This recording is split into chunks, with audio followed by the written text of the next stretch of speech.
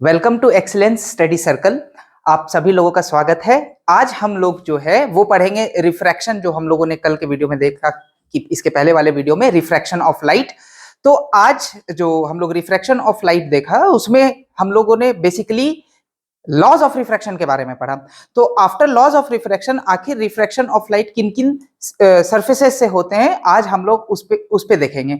तो जैसा कि आज हम लोग देखेंगे कि रिफ्रैक्शन जो है लाइट का जब प्लेन सरफेस पे होता है, यानी प्लेन अगर सरफेस मेरा प्लेन है और लाइट एक मीडियम से दूसरे मीडियम की ओर जा रहा है, मतलब एक मीडियम से दूसरे मीडियम में जा रहा है, तो फिर वहां पे क्या हो रहा है वो चीज आज हम लोग देखेंगे। उसके बाद हम लोग आज ये भी देखेंगे कि रिफ्रैक्शन थ्रू कर्व सरफेस कहने का मतलब हो गया बेसिकली लेंस।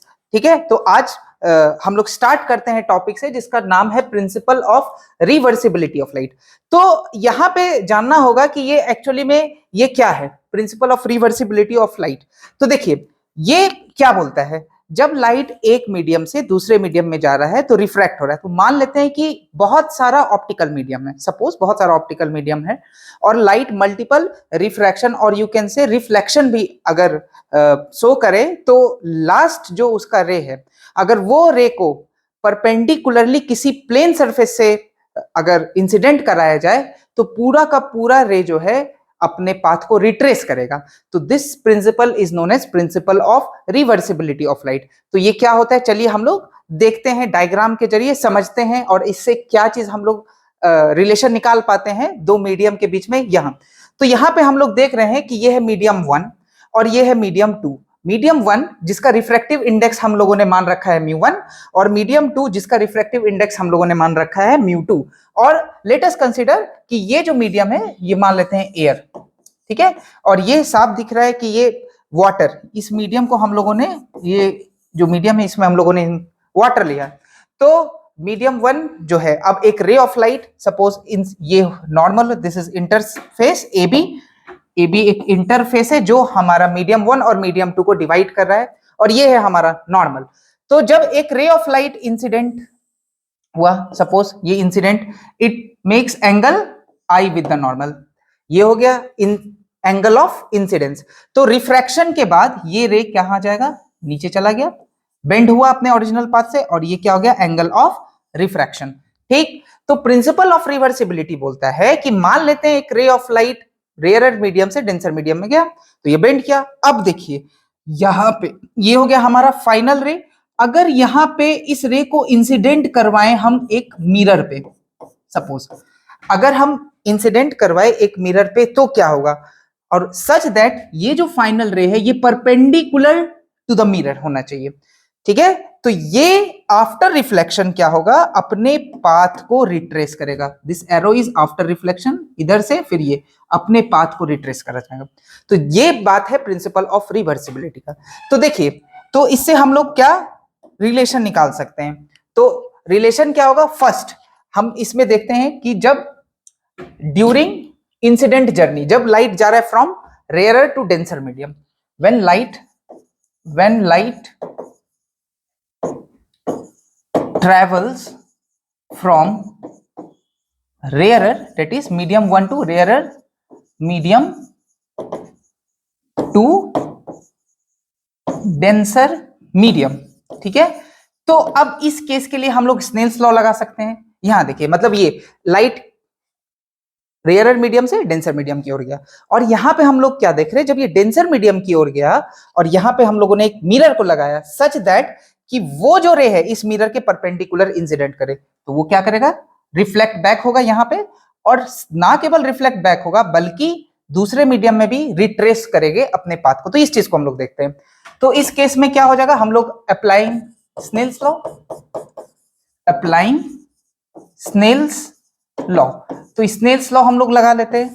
तो इससे हम स्नेल्स लॉ क्या हो जाएगा, तो ये हो जाएगा μ1 sin I is equal to μ2 sin R।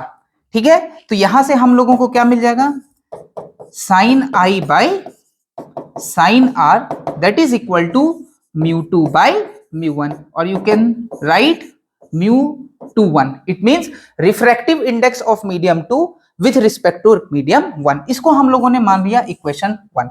अब हम लोग क्या देख रहे हैं, अब हम लोग देख रहे हैं return journey.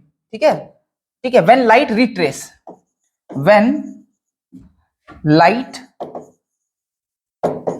Retrace its path, ठीक है, आफ्टर रिफ्लेक्शन, ठीक है। तो इस केस में हम लोग क्या देख रहे हैं, देखिए, तो इस केस में हम लोगों को क्या दिख रहा है कि लाइट अब कहां है, यहां से रिट्रेस हो रहा है, तो इस ये एंगल हो गया एंगल आर, और फिर ये बाहर कहां आ जा रहा है, रेयरर मीडियम में, ठीक है, और ये क्या हो गया एंगल आई। तो इस केस में लाइट कहां से कहां जा रहा है, from denser to rarer. In this case light ray travels from denser to rarer medium, ठीक है। तो इस चीज को हम लोग यहां पे बना लेते हैं, सपोज यही था। अब कुछ इस टाइप का हो रहा है, ये हो गया एंगल आर और ये क्या हो जाएगा, ठीक है, एंगल आई, ठीक है। क्यों, क्योंकि यहां पे डेंसर मीडियम है, दिस इज μ2 और ये क्या है μ1। अब इसमें हम लोग लगाएंगे अप्लाइंग स्नेल्स लॉ। अब यहां पे हम लोग देखते हैं अप्लाइंग स्नेल्स लॉ, ठीक है। तो अब इस केस में हम क्या लगाएंगे, μ2 into sine of angle R is equal to μ1 into sine of angle I.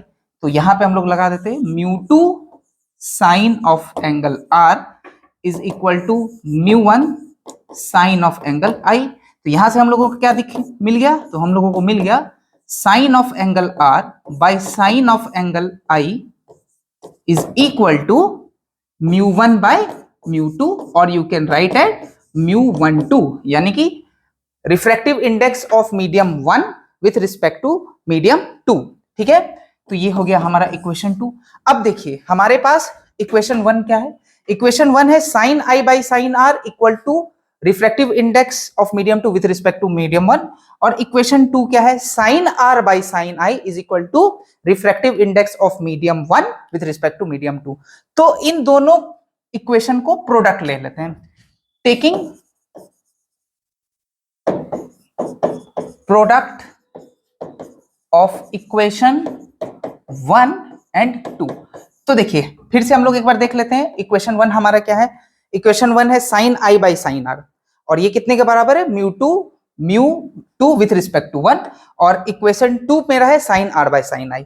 तो चलिए हम लोग ये लिख लेते हैं। तो हमारे पास क्या आ जाएगा, sine i by sine are और फिर into sine r by sine i, and that is equal to, ये जो टर्म था sine i by sine r ये था μ21, और sine r by sine i ये क्या था हमारा μ12।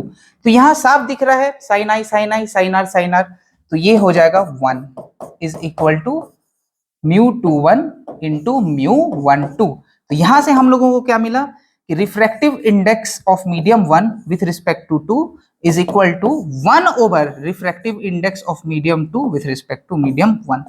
तो प्रिंसिपल ऑफ रिवर्सिबिलिटी से हम लोगों को बिटवीन टू पेयर, मतलब रिफ्रैक्टिव इंडेक्स जो है दो मीडियम का, रिलेटिव रिफ्रैक्टिव इंडेक्स का जो है एक रिलेशन मिला, और ये रिलेशन क्या बता रहा है, इनवर्स, मतलब कि ये बोल रहा है कि refractive index of medium 1 with respect to 2 is reciprocal of refractive index of medium 2 with respect to medium 1। तो ये रिलेशन हम लोगों को मिला प्रिंसिपल ऑफ रिवर्सिबिलिटी का, ठीक है। तो आगे हम लोग चलते हैं फिर।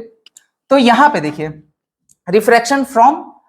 Refraction of light from plane surface. Plane surface जैसा कि हम लोगों ने देखा कि ये एक सरफेस है plane A B, let us consider plane surface A B, ठीक। प्लेन सरफेस ए बी है, ये क्या कर रहा है, दो अलग अलग मीडियम को, ऑप्टिकल मीडियम को बांट रहा है। एक है ऊपर ऑप्टिकल मीडियम एयर, और नीचे हम लोगों ने मान लिया है वाटर। अब कभी भी अगर हम लोग, जैसे कि अगर एक टब ले लें और टब में पानी भरा हो, अगर हम लोग वर्टिकली उस टब को देखते हैं तो जो बेस है उस बेस टब का वो थोड़ा एलिवेट दिखता है, ऊपर दिखता है। तो ऐसा क्यों होता है, ऐसा रिफ्रैक्शन के वजह से होता है। तो वो क्यों हो रहा है, उसके पीछे का क्या रीजन है, हम लोग यहाँ पे देख सकते हैं कि मान लेते हैं कि ये कोई ऑब्जेक्ट है O, ठीक है, और ये जो है O ऑब्जेक्ट जो है वो डेंसर मीडियम में है। यहाँ हम लोग साफ देख रहे हैं ये वाटर है, ठीक है, और ये रेयरर मीडियम है, तो ऑब्जेक्ट जो है वो डेंसर मीडियम में। सपोज ये ऑब्जेक्ट है डेंसर मीडियम में और जो देखने वाला ऑब्जर्वर है वो रेयरर मीडियम में है। तो यहां से क्या हो रहा है, एक रे ऑफ लाइट जो है वो जाएगा, पास करेगा, ठीक है। एक रे ऑफ लाइट हम लोगों ने देख लिया, late us consider this ray of light, ठीक है। तो ये रे ऑफ लाइट आया, ठीक है। हाँ, तो ये रे ऑफ लाइट जो है ये बनाया कितना, एंगल ऑफ इंसिडेंस आई। तो आफ्टर रिफ्रैक्शन ये रे ऑफ लाइट कहां जाएगा, बेंड करेगा। अब बेंड करेगा टुवर्ड्स द नॉर्मल या अवे फ्रॉम द नॉर्मल। तो इसके पहले वाले वीडियो में हम लोगों ने ये देखा है कि when light travels from denser medium to rarer medium, its path bends away from the normal. तो यहां से फिर आफ्टर रिफ्रैक्शन लाइट कहां जाएगा, नॉर्मल के अवे, अवे फ्रॉम द, हाँ लाइट रे क्या हो गया, अवे फ्रॉम द नॉर्मल, ठीक है। और ये जो एंगल बनेगा ये एंगल हो गया एंगल ऑफ रिफ्रैक्शन, ठीक है।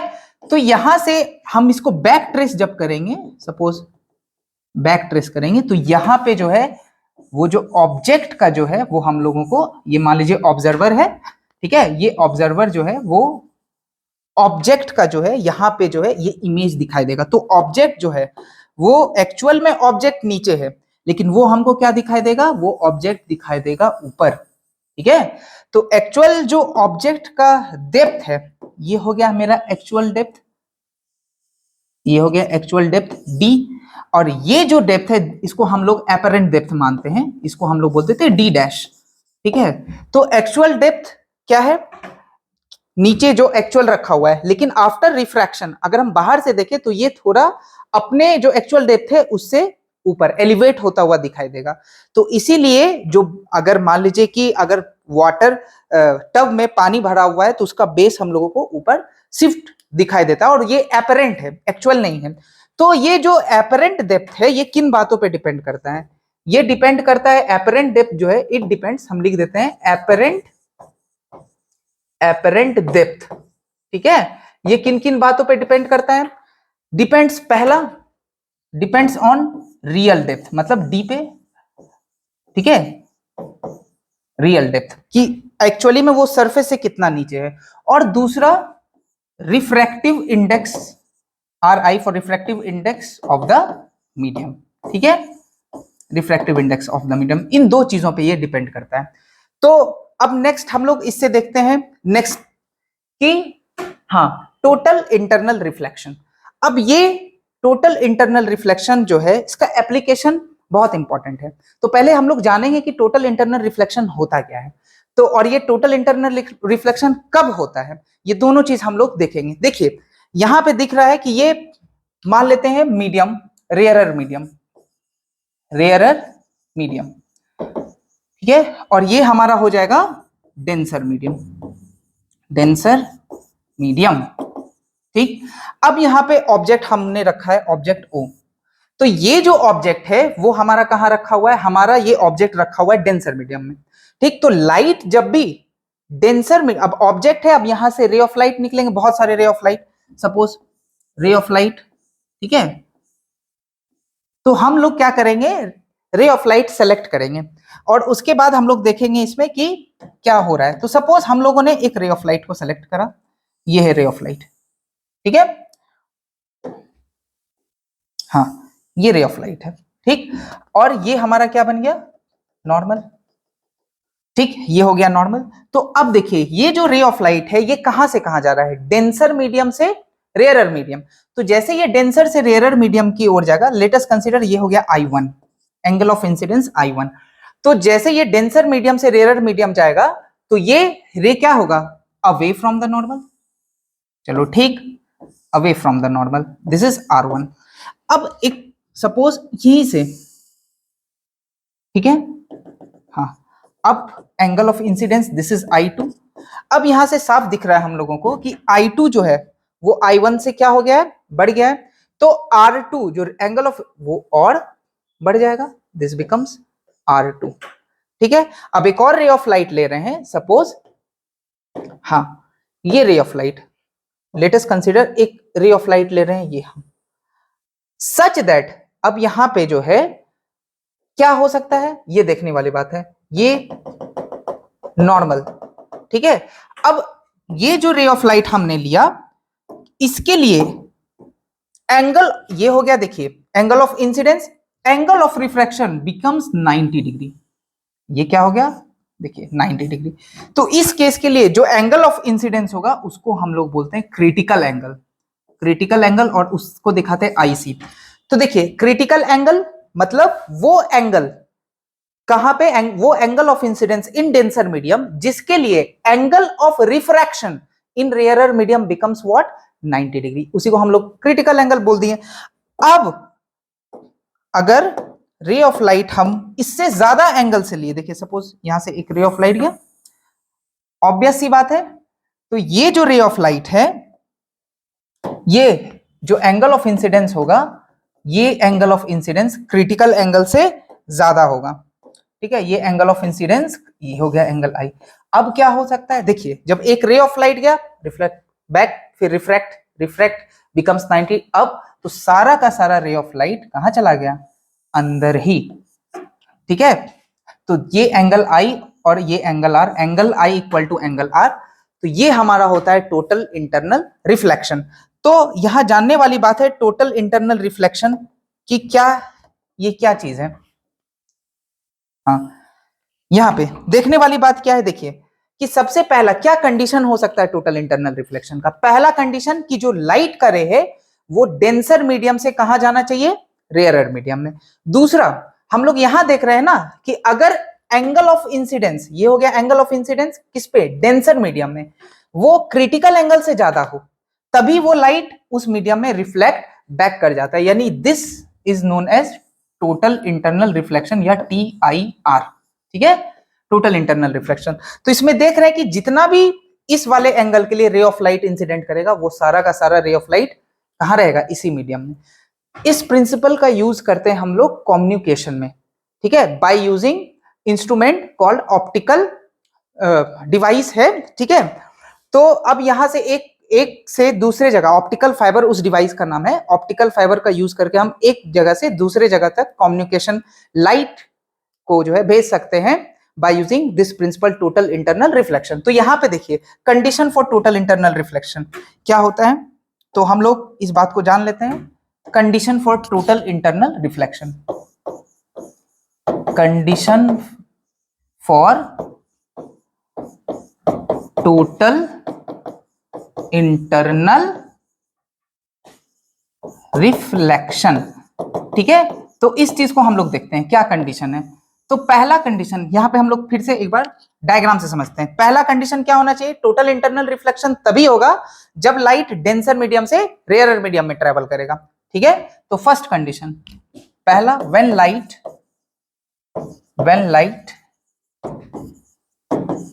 Travels from denser medium to rarer medium, ठीक है। ये हो गया मेरा पहला कंडीशन। अब आते हैं दूसरा कंडीशन। दूसरा कंडीशन क्या देख रहे हैं, दूसरा कंडीशन देख रहे हैं कि एंगल ऑफ इंसिडेंस जो होगा वो ग्रेटर देन होगा किसके, क्रिटिकल एंगल से। अगर क्रिटिकल एंगल है तो उसमें तो लाइट सरफेस पे ग्रेस करने लग रहा है, यानी रिफ्रैक्शन जो है, एंगल ऑफ रिफ्रैक्शन वो कितना बन जा रहा है, 90 डिग्री, ठीक है, वो बन जा रहा है 90 डिग्री। लेकिन अगर इससे ज्यादा एंगल पे इंसिडेंट कराएं तो वो सारा का सारा कहां चला जा रहा है, उसी मीडियम में रिफ्लेक्ट बैक हो जा रहा है, ठीक है। तो नेक्स्ट कंडीशन क्या है कि एंगल ऑफ इंसिडेंस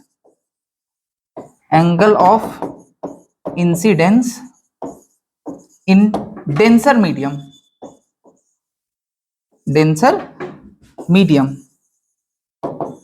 ठीक है, must be greater than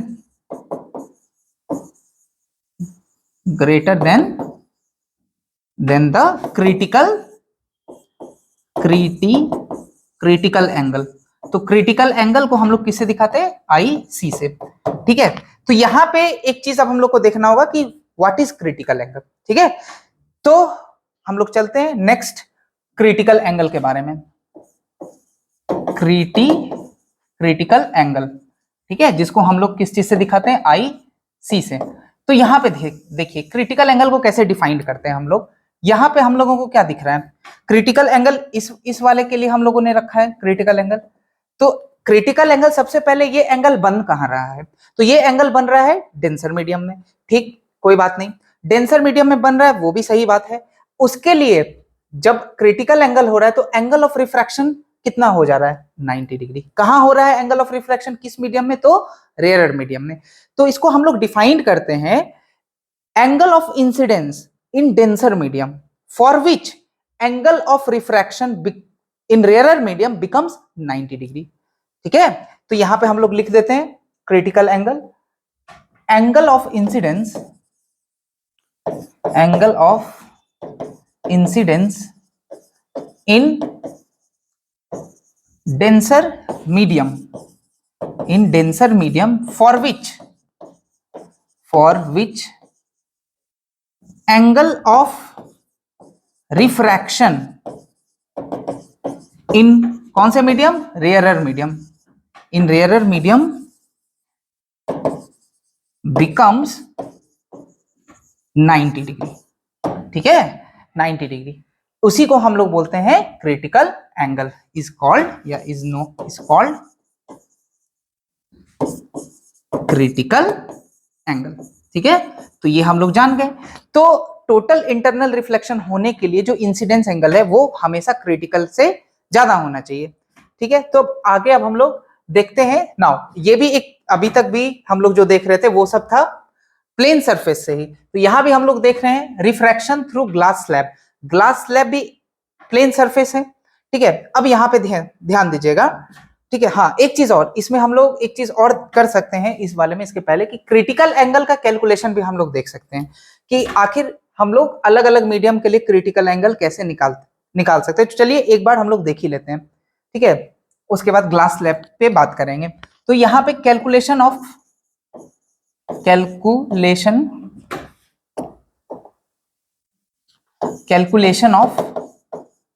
critical angle यानी IC for a medium, calculation of IC. ठीक है, अब यहां पे हम लोग देखते हैं कैसे निकाल सकते हैं। ठीक है, तो एग्जांपल देखिए, सपोज ये मीडियम हो गया, मान लेते हैं डेंसर मीडियम। ठीक है, ये हो गया हमारा डेंसर मीडियम, और इसका रिफ्रैक्टिव इंडेक्स हम लोगों ने मान लिया है म्यू, इसका रिफ्रैक्टिव इंडेक्स मान लिया है म्यू, और यहां पे है एयर, तो इसका रिफ्रैक्टिव इंडेक्स कितना हो जाएगा, म्यू यानी कि 1। तो स्नेल्स लॉ का यूज करके हम लोग निकाल सकते हैं। तो यहां पे हम लोग ध्यान देते हैं, एक रे ऑफ लाइट इंसिडेंट हुआ, हम लोग कैलकुलेट कर रहे क्रिटिकल एंगल, तो यहां पे हो गया angle of incident critical angle IC. इसके लिए angle of refraction becomes what, तो ये बन जाएगा 90 डिग्री, 90 डिग्री। तो यहां पे हम लोग स्नेल्स लॉ लगा सकते हैं। कैसे लगाएंगे, तो चलिए स्नेल्स लॉ लगाते हैं। यहां का रिफ्रैक्टिव इंडेक्स 1 और यहां का रिफ्रैक्टिव इंडेक्स म्यू, नॉर्मल से ये एंगल बना रहा है आईसी, और नॉर्मल से ये जो बाहर में एंगल बन रहा है एंगल ऑफ रिफ्रैक्शन, वो कितना बन रहा है 90 डिग्री। तो हम लोग लगाते हैं then mu into sine i c that is equal to mu air यानी कि 1 इंटू साइन कितना डिग्री, तो 90 डिग्री। ठीक है, तो यहां से हम लोग को क्या मिल जाएगा, sine i c equal to sine 90 का वैल्यू होता है 1, तो इट बिकम्स 1 बाय म्यू, ये रिलेशन मिल जाएगा। ठीक है, तो sine i c equal to 1 by mu. अगर म्यू मेरा वाटर है तो क्रिटिकल एंगल का वैल्यू 49 डिग्री के अप्रॉक्स आता है। अगर मेरा ग्लास है तो उस केस में क्रिटिकल एंगल होता है 42 डिग्री। तो ये चीज हम लोग लिख लेते हैं, फॉर ग्लास आईसी वो कितने के बराबर होता है, 42 डिग्री, और फॉर वाटर तो क्रिटिकल एंगल इज अप्रोक्सीमेटली कितना, 49 डिग्री। तो सिर्फ हम लोग म्यू जानेंगे, refractive index of glass, refractive index of water, तो वहां से हम लोग आईसी आराम से कैलकुलेट कर सकते हैं इस रिलेशन के जरिए। तो आगे हम लोग चलते हैं और हम लोग देखते हैं, हाँ, रिफ्रैक्शन थ्रू ग्लास स्लैब। तो रिफ्रैक्शन थ्रू ग्लास स्लैब जो है ये भी रिफ्रैक्शन थ्रू प्लेन सरफेस का ही पार्ट है। यहां सरफेस प्लेन है, let us consider A B C और डी, ये हमारा ग्लास स्लैब है। ठीक है, अब यहां पे हमने नॉर्मल बना के रखा है ठीक है, इसको कुछ नाम दे देते हैं N1, ठीक है, दिस इज N1। अब क्या किया, एक रे ऑफ लाइट हमने स्ट्राइक करवाया, एक ray of light incident, suppose this is ray of light incident हुआ नॉर्मल से, ये बनाया एंगल आई। आफ्टर ये रिफ्रैक्ट होगा, ठीक है, अब फिर यहां से हम लोग ये यहां पे नॉर्मल ड्रॉ कर देंगे इस पॉइंट पे, हाँ ये, ठीक है। तो हाँ, आफ्टर रिफ्रैक्शन इस सरफेस से फिर ये रे ऑफ लाइट कहां चला जाएगा, बाहर निकल जाएगा। तो ये हो गया एंगल आई, ये हो गया एंगल आर। अब क्योंकि ये दोनों ए बी, ए डी और B C are parallel, N1 and this normal N2 are parallel, तो ये एंगल और ये एंगल भी इक्वल होगा। This N1 and N2 are parallel, और इसका कुछ नाम दे देते हैं हम लोग पी क्यू आर एस, हाँ, and Q R is transversal. तो ये एंगल और ये angle same, now it become what, E, angle of emergence. तो हम लोगों को रिफ्रैक्शन के बाद कुछ ऐसा पाथ दिखेगा लाइट रे का। तो यहां पे हम लोग रिलेशन निकालते हैं आई और ई के बीच में क्या हो सकता है। तो हम लोग क्या देख रहे हैं, यहां पे हम लोग अगर ध्यान से ऑब्जर्व करें तो हम लोगों को क्या मिल रहा है, ध्यान से ऑब्जर्व करने से, कि लाइट रे का एक्चुअल पाथ ये था, ठीक है, एक्चुअल पाथ ये था, लेकिन उसके बाद क्या हो गया, ये शिफ्ट हो गया लाइट। तो जब भी ग्लास स्लैब से रिफ्रैक्शन होता है तो लाइट अपने जो ओरिजिनल पाथ है उससे शिफ्ट हो जाता है। इस शिफ्ट को हम लोग बोलते हैं लेटरल डिस्प्लेसमेंट। तो पहले हम लोग देखेंगे कि आई और ई के बीच में क्या रिलेशन है, उसके बाद फिर हम लोग ये लेटरल शिफ्ट के बारे में देखते हैं। तो सबसे पहले चलिए हम लोग देखते हैं यहाँ पे कि एक रे ऑफ लाइट आया, ये हो गया हमारा इंसिडेंट, ये हो गया हमारा इंसिडेंट रे, ठीक है, इंसिडेंट रे। ये हमारा हो गया रिफ्रैक्टेड रे, रिफ्रैक्टेड रे, और ये हमारा हो गया इमर्जेंट रे, इमर्जेंट रे। तो कहने का मतलब ये हुआ कि ये इंसिडेंट हुआ, ये रिफ्रैक्ट हुआ और फिर ये इमर्ज हो गया। तो यहां पे एक्चुअली में कितनी बार रिफ्रैक्शन हो रहा है, तो रिफ्रैक्शन हो रहा है दो बार। एक बार जब लाइट एयर से ग्लास में इंटर कर रहा है, और एक बार जब लाइट फिर ग्लास से बाहर एयर में इंटर कर रहा है। लेटस ये मीडियम है एयर, ये ग्लास है, तो ग्लास का refractive index let's consider mu, और फिर ये बाहर आ गया एयर, ठीक है। तो ये चीज है। तो हम लोग एंगल ऑफ इंसिडेंस और एंगल ऑफ इमर्जेंस, इसके देखिए आई हो गया एंगल ऑफ इंसिडेंस, आर हो गया एंगल ऑफ रिफ्रैक्शन, और ई हो गया एंगल ऑफ इमर्जेंस, ठीक है। तो what is the relation between I and E हम लोग देखते हैं। तो next relation between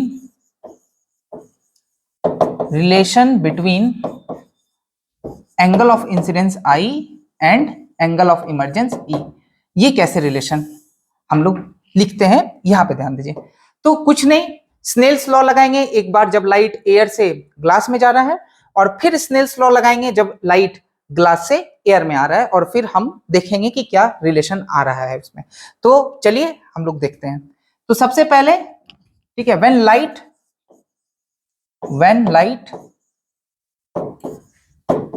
travels from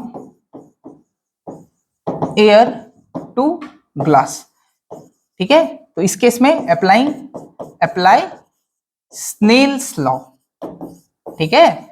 तो इस केस में जो हम स्नेल्स लॉ लगाएंगे वो क्या हो जाएगा, देखिए, तो इस केस में जो स्नेल्स लॉ लगाएंगे, यहाँ का रिफ्रैक्टिव इंडेक्स कितना है 1, और यहाँ का रिफ्रैक्टिव इंडेक्स क्या मान रखा है हम लोगों ने, म्यू, और फिर ये एयर है इसलिए यहाँ भी रिफ्रैक्टिव इंडेक्स कितना हो जाएगा 1, ठीक है। तो हम लोग स्नेल्स लॉ लगाते हैं, तो स्नेल्स लॉ क्या होगा, refractive index into sine of ray making in this medium with the normal. तो mu into sine I is equal to, मतलब म्यू कितने के बराबर है 1, तो 1 into sine I equal to mu into, अब ये कितना बना रहा है आर, तो ये चीज हम लोग लिख लेते हैं। तो हो जाएगा 1 इंटू साइन आई, 1 क्यों, क्योंकि रिफ्रैक्टिव इंडेक्स एयर का 1 होता है, that is equal to mu into sine r, ठीक है। तो यहां से हम लोगों को क्या मिल गया, sine I is equal to mu sine r. इसको हम लोगों ने मान लिया इक्वेशन नंबर 1। ठीक है, अब इसी में दूसरा, when light, again when light travels from glass to air. अब यहां पे देखते हैं हम लोग कि अब क्या हो रहा है, अब यहां पे लाइट क्या है, ग्लास से एयर में जा रहा है, तो इस यानी कि रिफ्रैक्शन फ्रॉम सरफेस बीसी, इस वाले सरफेस से, तो इस वाले सरफेस के लिए एंगल कितना बना रहा है, नॉर्मल से एंगल आर, और बाहर रिफ्रैक्शन होने के बाद कितना एंगल बना रहा है, एंगल ई। तो अब यहां पे लगाएंगे स्नेल्स लॉ, तो यहां से हम लोग देख लेते हैं क्या होता है स्नेल्स लॉ। तो इस वाले सरफेस के लिए हम लोग लगाएंगे mu into sine R is equal to sine E. ठीक है, यहां पे क्यों, यहां पे जो है 1 रिफ्रैक्टिव इंडेक्स ऑफ एयर होगा, इसीलिए। अब यहां पे ध्यान दीजिए, हाँ देखिए, mu into sine of angle normal से जो बना रहा है वो आर इज इक्वल टू इसका रिफ्रैक्टिव इंडेक्स 1 क्योंकि एयर है, into sine angle of emergence E. ठीक है, तो यहां पे ये इक्वेशन 1 हो गया और ये हो गया इक्वेशन 2। तो now from 1 and 2, from equation 1 and 2, ठीक है, तो इन दोनों इक्वेशन से हम लोग क्या देखते हैं, देखिए, तो sine I equal to mu sine are, और यहां से मिल रहा है mu sine are equal to sine I, तो म्यू साइन आर और म्यू साइन आई दोनों में बराबर है, सॉरी म्यू साइन आर और यहाँ पे म्यू साइन आर इक्वल है, तो हम लोग ऐसा लिख सकते हैं from 1 and 2 sine I is equal to कितने के बराबर हो जा रहा है, sine R, sorry sine I is equal to, हाँ sine I is equal to यहां पे आ जा रहा है साइन ई के बराबर। ठीक है, तो यहां से हम लोगों को क्या मिल गया, i is equal to e. तो कहने का मतलब है angle of emergence is equal to angle of incidence, मतलब एंगल जितना एंगल ऑफ इंसिडेंस होगा इमरजेंस एंगल उतना ही होगा। ठीक है, तो ये बात है।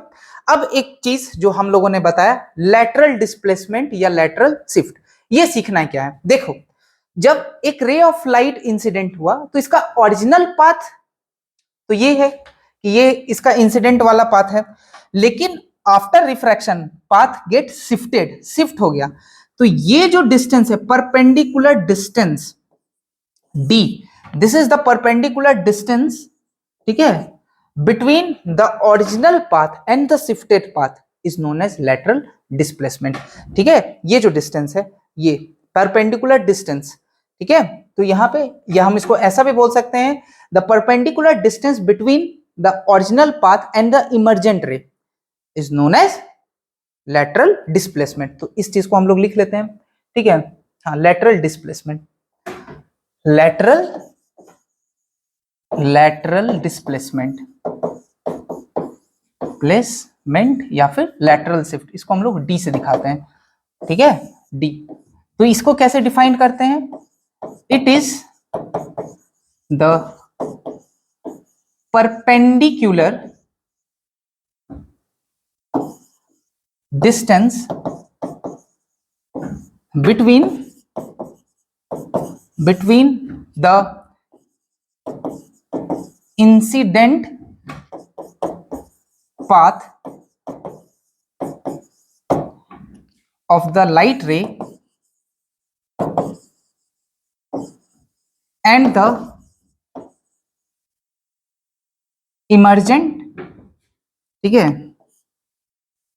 लाइट रे, यानी path of the emergent light रे, तो ये परपेंडिकुलर डिस्टेंस, ठीक है, ये हम लोग देख लेते हैं, ये परपेंडिकुलर डिस्टेंस, ठीक है, तो इस चीज को हम लोग यहाँ पे लिख लेते हैं कि ये परपेंडिकुलर डिस्टेंस जो है, ठीक है, ये अब ये, हाँ it is the perpendicular distance between the incident path of the light रे एंड द इमर्जेंट लाइट रे।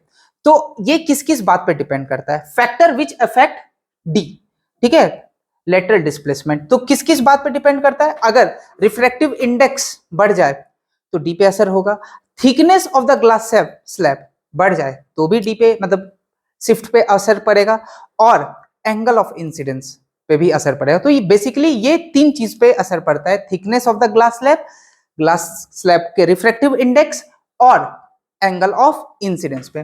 तो फैक्टर विच ठीक है, अफेक्ट डी। तो पहला फैक्टर क्या है, thickness, thickness of the glass slab, thickness of the glass slab. ठीक है, और ये कैसे डिपेंड करता है, directly proportional, it is that is directly proportional, directly proportional.